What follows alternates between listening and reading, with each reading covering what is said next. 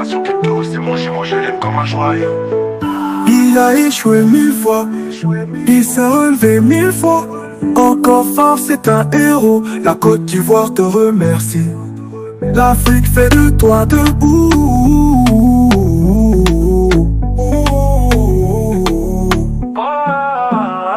Nation crypto, c'est mon jumeau, je l'aime comme un joyau.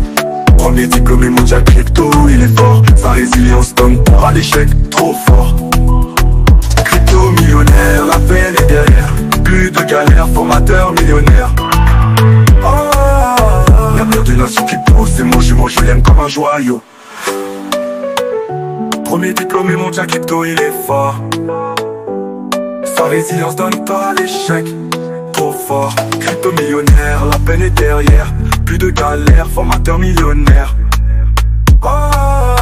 L'avenir d'une nation crypto, c'est mon jumeau, je l'aime comme un joyau.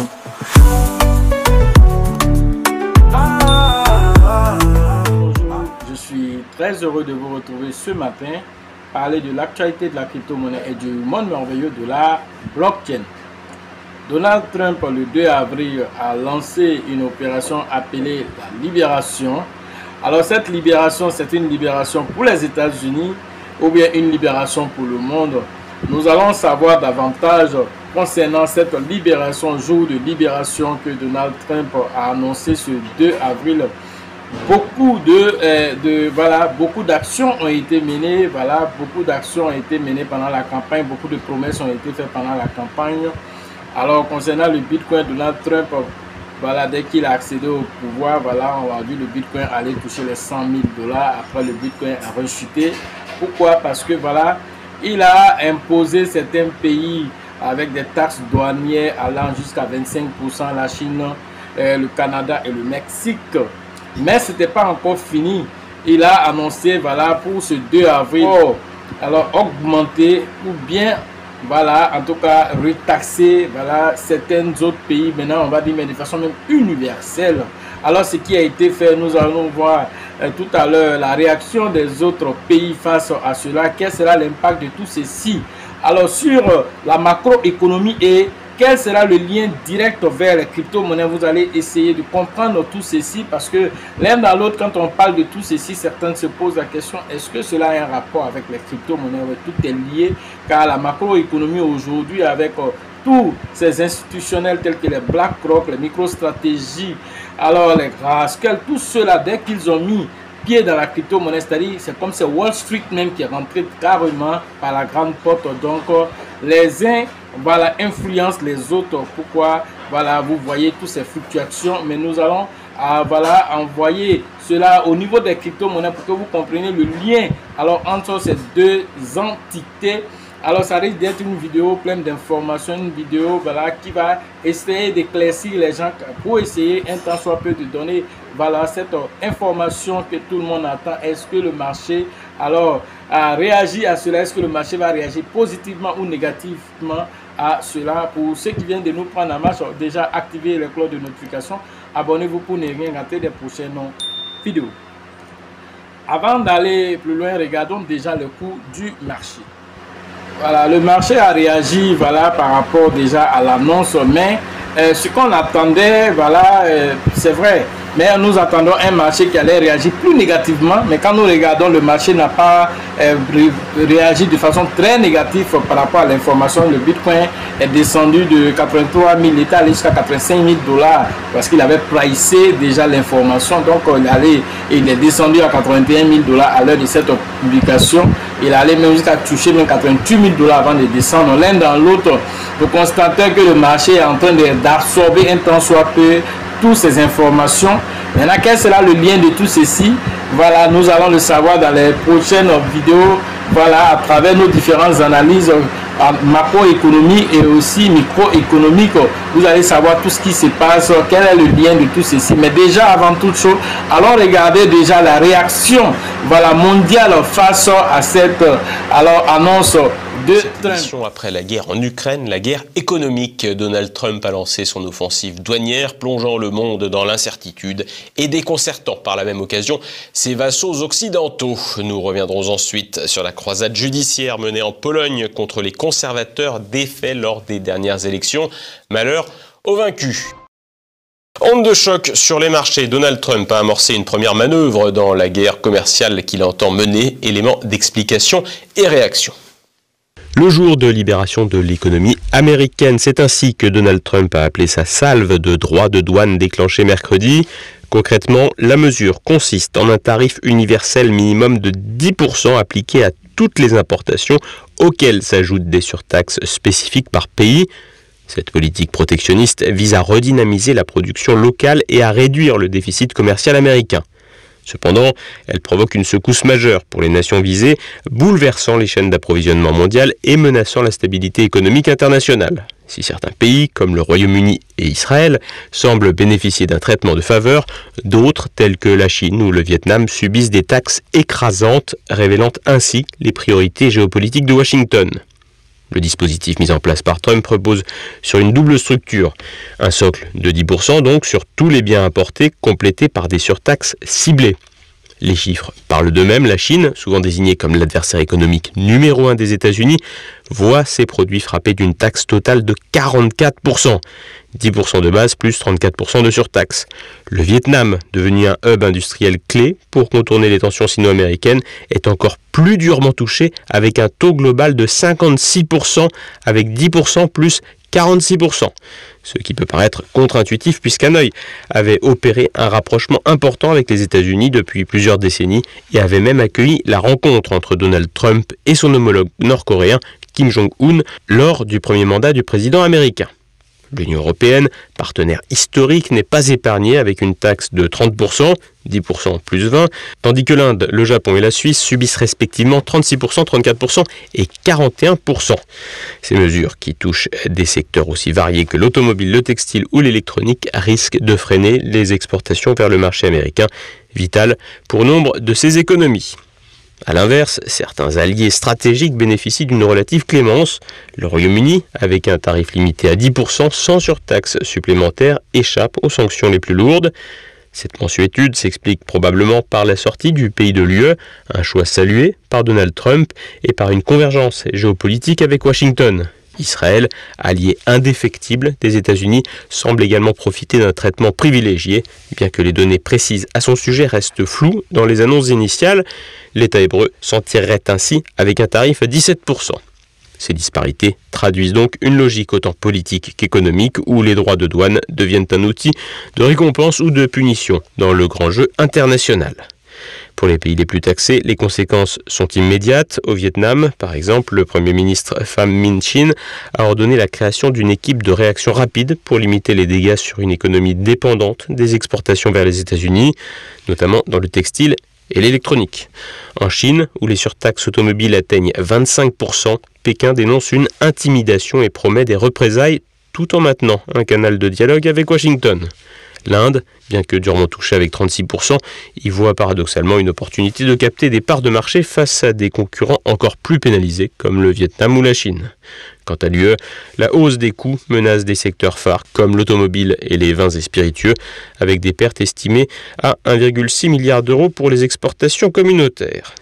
En Union européenne, où la croyance dans la libre circulation des marchandises a rang de dogme, c'est la consternation. La présidente de la Commission, Ursula von der Leyen, adopte ainsi une attitude très défensive vis-à-vis de Donald Trump, avec qui elle se montrait autrement plus hostile lorsqu'il n'était que candidat. President Trump's announcement of universal tariffs on the whole world, including the European Union, is a major blow to the world economy. I deeply regret this choice. The global economy will massively suffer. La patronne de l'UE voit ici une menace, ce qui est juste, et elle pourrait donc une nouvelle fois surfer sur celle-ci pour asservir un peu plus les États et les populations. La guerre commerciale pourrait ainsi remplacer la croisade ukrainienne de Bruxelles. La présidente de la Commission, qui sait les risques d'un conflit commercial avec les États-Unis, a néanmoins affirmé qu'il n'est pas trop tard pour négocier. On l'a connue plus offensive.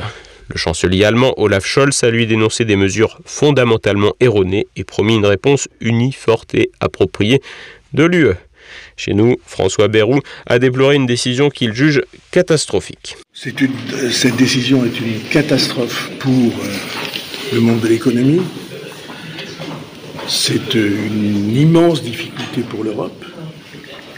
Je crois que c'est aussi une catastrophe pour les États-Unis et pour les citoyens américains. Compliqué pour les Américains, et ce n'est probablement pas faux, puisqu'à court terme, ces mesures devraient secouer un peu l'économie américaine. Lucide, mais pas trop quand même, le chef du gouvernement français semble découvrir que la guerre commerciale est la règle qui régit ce monde. L'idée que chaque des grandes régions du monde va se refermer sur elle-même et que la guerre commerciale doit être désormais la règle, cette idée présente des dangers qui vont hélas, se réaliser. Il était temps de comprendre. De son côté, Emmanuel Macron a convoqué une réunion avec les représentants des secteurs affectés pour évaluer les dommages et élaborer une réponse. Parmi les options envisagées par l'UE pour faire face, on retrouve une taxation des géants du numérique américain, les GAFAM, ou des restrictions sur les services et les marchés publics transatlantiques. Cependant, la prudence domine. Une guerre commerciale ouverte risquerait d'aggraver une situation déjà tendue, avec des bourses européennes, dont le CAC 40, en chute libre avec moins 1,79% à l'ouverture ce jeudi 3 avril. Ironie de l'histoire, un État est pour l'heure passé entre les mailles du filet trumpien, la Russie. Déjà bien chargée en sanctions économiques, elle a dû apprendre à faire en grande partie sans les États-Unis, et ses rapports commerciaux désormais presque inexistants avec l'Europe occidentale la préservent de ses secousses. Moscou ne figure même pas dans la liste des 183 pays ou territoires concernés par les tarifs douaniers débutant à 10%. Cela contraste avec l'Ukraine qui, elle, se voit imposer un tarif de 10% correspondant au minimum. Vous comprenez déjà que Trump n'a pas visé un seul pays.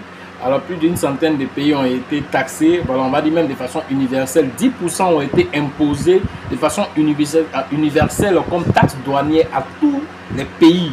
Voilà, qui veulent commercer avec les États-Unis. C'est une guerre commerciale, mais l'un dans l'autre. Alors, Donald Trump l'a dit, voilà, l'Amérique d'abord, First America, ça veut dire que voilà, il va concentrer toutes ses forces sur les États-Unis pour que les entreprises américaines qui partaient, par exemple en Chine, à cause par exemple de l'électricité qui était moins chère là-bas et tout ça, et la main-d'œuvre qui était moins chère, il veut tout faire pour que toutes ces entreprises reviennent aux États-Unis pour apporter de la valeur ajoutée. Donc du coup, il faut les empêcher à partir voilà, des taxes imposées de 25%, ensuite maintenant les taxes universelles de 10%. Mais au-delà de ça, alors certains autres pays, voilà, au-delà des 10% ont eu, voilà, on dira des taxes moindres, voilà, concernant peut-être les échanges, voilà, par exemple des voitures et de d'autres, voilà, on va dire d'autres marchandises importantes pour voilà l'économie. L'un dans l'autre, les États-Unis sont en train de protéger les Américains et le travail des Américains. Tout ceci aura aussi un impact aussi, ne l'oubliez pas aussi, de façon macroéconomique sur voilà, nos différents investissements en crypto. Alors les gens se posent la question, mais quel est le rapport de tout ceci avec la crypto? Le rapport de tout ceci avec la crypto, ça commence d'abord par la Fed. La Fed qui a augmenté, voilà, au lieu de faire ce qu'on appelle un assouplissement quantitatif pour voilà, permettre aux employeurs d'employer plus de personnes, alors eux ils ont augmenté les taxes, a augmenté les taux directeurs, ce qui n'a pas arrangé Trump dans sa politique d'évolution. Mais Trump n'a pas totalement pouvoir sur voilà, Jerome Powell qui est le directeur de la Fed. Alors l'un dans l'autre, s'il n'a pas de pouvoir sur lui, qui lui demande, il faut abaisser les taux pour que les gens puissent aller emprunter auprès des banques pour venir investir dans le marché, que ce soit le marché obligataire, que ce soit le marché des crypto-monnaies ou des actions. L'un dans l'autre, cela va faire bondir l'économie. Alors que Jerome Powell n'a pas cette vision des choses. Voilà, il a dit même que par rapport aux menaces de Trump, il ne va pas réagir, il ne va pas répondre parce qu'il connaît ce qui est arrivé à Gary Gensler. L'un dans l'autre, comme Trump n'a pas totalement pouvoir sur lui, qu'est-ce qu'il fait? Il faut lui forcer la main d'une autre façon. En faisant un tant soit peu, alors cette guerre qui ne dit pas son nom aux autres pays, et que l'économie américaine même aussi en souffre aussi un tant soit peu, parce que quand nous voyons aussi les Google et tous ces géants qui sont aux États-Unis vont être aussi impactés un tant soit peu. Donc, alors de façon momentanée, les Américains vont ressentir voilà cela, et cela va pousser Jerome Powell à faire sortir la planche à billets. Voilà, il va descendre les taux directeurs, faire sortir la planche à billets, voilà, faire beaucoup plus d'impression, et tout cet argent qui va être imprimé, alors une partie ira vers les crypto-monnaies pour l'investissement en voyant le Bitcoin selon alors beaucoup de personnes autour de combien? 250 000 $. Alors cette politique d'assouplissement permettra voilà, à plusieurs entreprises de venir prendre des prêts auprès des banques. Par exemple, vous voyez que MicroStrategy ne fait qu'emprunter pendant la baisse, lui ça va payer seulement des bitcoins pour augmenter sa cagnotte en bitcoin. Alors selon Arthur Hayes, l'ancien CEO de BitMEX, lui il dit et il maintient que alors ce moment de turbulence est un moment alors de réflexion, un moment d'investissement, car selon lui le Bitcoin ira à 250 000 pour 2025. Pourquoi il le dit? Il dit qu'après tous ces secousses, alors la planche à billets va devoir sortir pour faire face à toutes ces turbulences créées par la décision politique de Trump, et cela va pousser alors ces investisseurs à venir vers les crypto-monnaies, à créer encore de la richesse parce qu'ils ont pu prendre des prêts auprès des banques. Ils vont venir injecter dans les marchés, surtout les marchés à risque tels que celui des crypto-monnaies, va être renfouré en argent parce que la planche à billets est sortie. Cela va faire partie du Bitcoin, selon ses analyses, jusqu'à 250 000 $. Pendant que la peur règne dans le marché, voilà lui son analyse. Et son analyse tient. Quand nous regardons Trump, vous pensez que Trump qui est venu au pouvoir, alors il va accepter que son nom soit sali par rapport au Bitcoin pour dire à Trump, quand tu es arrivé, Bitcoin est descendu à 50 000 $ au lieu qu'il monte.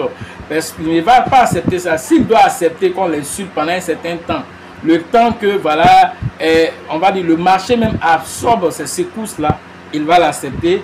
Mais au finish, le Bitcoin fera sa mission pour laquelle il a été créé. Il va monter. Car pourquoi même il va monter? La rarification se fait. Pendant tout ceci, allez regarder les cagnottes de BlackRock, allez regarder les cagnottes de MicroStrategy et de certains autres pays qui ne font qu'acheter massivement les bitcoins. Alors, quand vous analysez ce que Bybit a dit, au fur et à mesure que nous avançons, alors même les exchanges vont manquer de bitcoins selon l'analyse de Bybit. Alors, quand vous attendez tout ceci, l'un dans l'autre, le destin du bitcoin c'est d'évoluer et d'aller même chercher même à concurrencer l'or et ce qui va se faire. Seulement les durs pourront voir cette on va dire cette vision se réaliser, car si vous agissez dans le marché dans la peur, alors c'est avec cette peur là aussi que vous allez agir dans vos différents investissements et cela risque de vous surprendre. Et donc le marché selon alors cette vision des choses est un marché aussi qui va venir plus tard de la peur. Voilà ce que j'avais dit. D'autres analyses seront faites dans nos prochaines vidéos, ou bien d'autres analyses seront faites aussi voilà, dans les différentes formations que nous donnons qui vont aller encore en profondeur. Donc vous êtes invités à la formation et voilà, qui va se faire le 3 mai prochain à la Bourse du Travail de Treichville. Cette fois-ci, ça c'est une conférence dédiée pour tous ceux qui sont novices dans la crypto-monnaie, qui peuvent comprendre la crypto-monnaie, l'impact de la crypto-monnaie sur l'économie.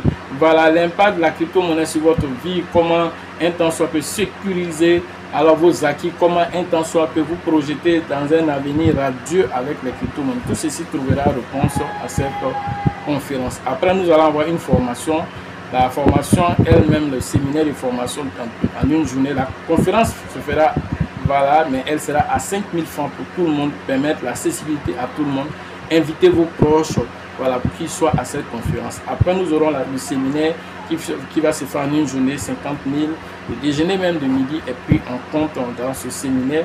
Et donc, vous êtes invités à la Bourse du Travail le 14 juin prochain avec le leader Bill, le leader Georgette, le leader Elisabeth pour les différentes inscriptions. Alors, vous pouvez déjà vous inscrire, la liste est déjà ouverte.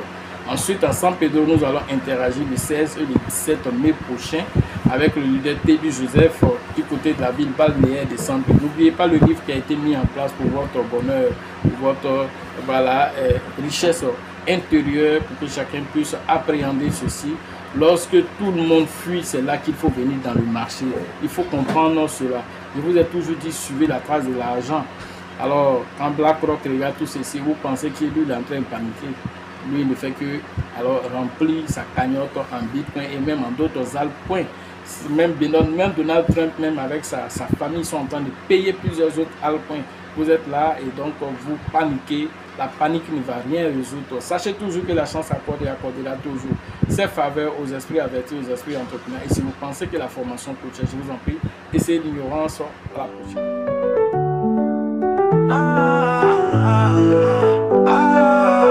L'avenir d'une nation crypto, c'est mon jumeau, je l'aime comme un joyau. Il a échoué 1000 fois, il s'est relevé 1000 fois. Encore fort, c'est un héros. La Côte d'Ivoire te remercie. L'Afrique fait de toi debout.